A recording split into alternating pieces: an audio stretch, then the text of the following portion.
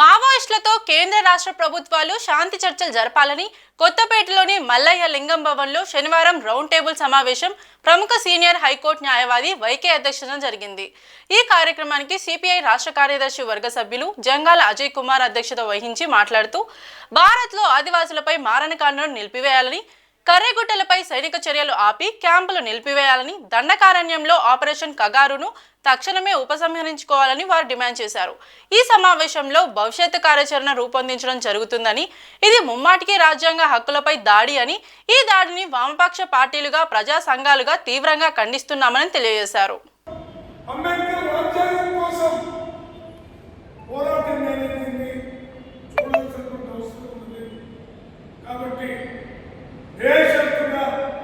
చర్చలు జరపాలని ఈ సమావేశం నుంచి తీర్మానం చేయడంతో పాటుగా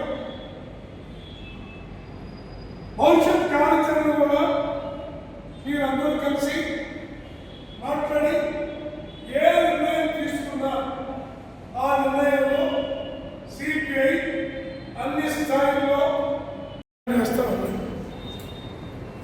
అది ఒకళ్ళు పార్లమెంటరీ వ్యవస్థ ద్వారా, మరొకళ్ళు ఇంకో రకంగా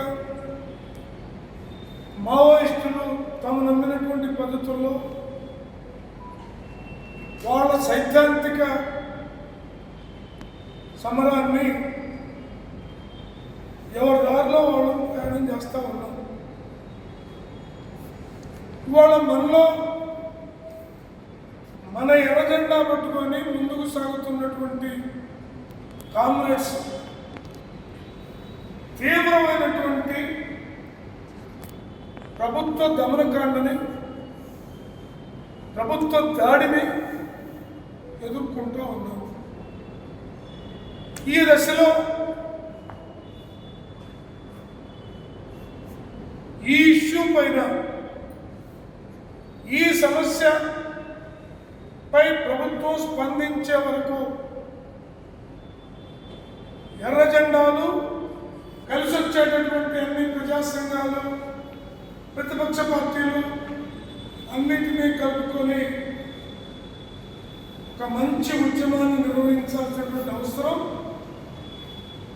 ఎర్ర జెండా పట్టుకున్నటువంటి ప్రతి ఒక్కళ్ళ పైన ఉందనేటటువంటి అభిప్రాయం సిపిఐకి ఉన్నది.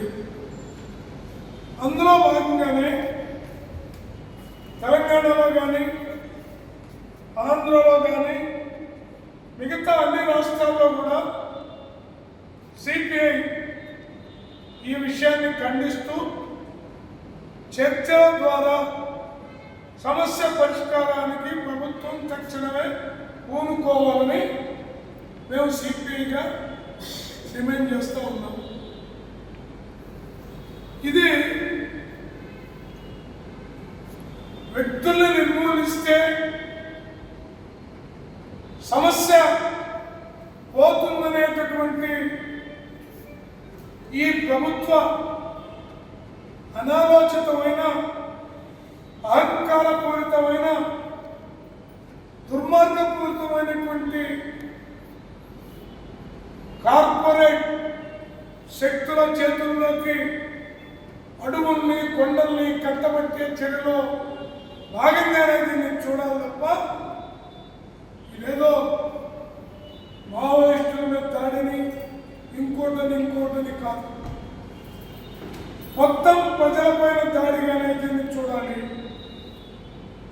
కార్పొరేట్ సెక్టర్ చేతుల్లోకి దేశ సంపదని కట్టబెట్టే దుర్మార్గంగానే దీన్ని చూడాలనేది మనం ఆ రకమైనటువంటి అభిప్రాయానికి రావాల్సినటువంటి అవసరం.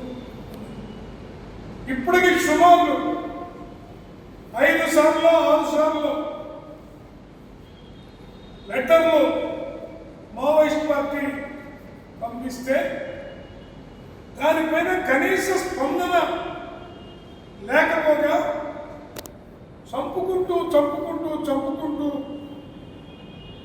ఆదివాసీల యొక్క హననం చేసుకుంటూ, ఆదివాసీల్ని చంపుకుంటూ వెళ్తా ఉన్నటువంటి ఈ నరమేధాన్ని ఆపడానికి మన వంతు పాత్ర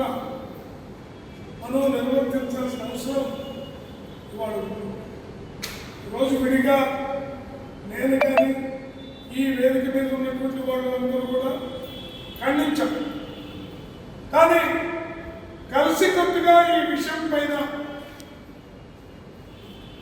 చర్చలు జరపండి, మారణకాండని ఆపండి అని కోరుతూ మనం దీనిపైన కార్యాచరణ కూడా పూనుకోవాల్సినటువంటి అవసరం ఉన్నది.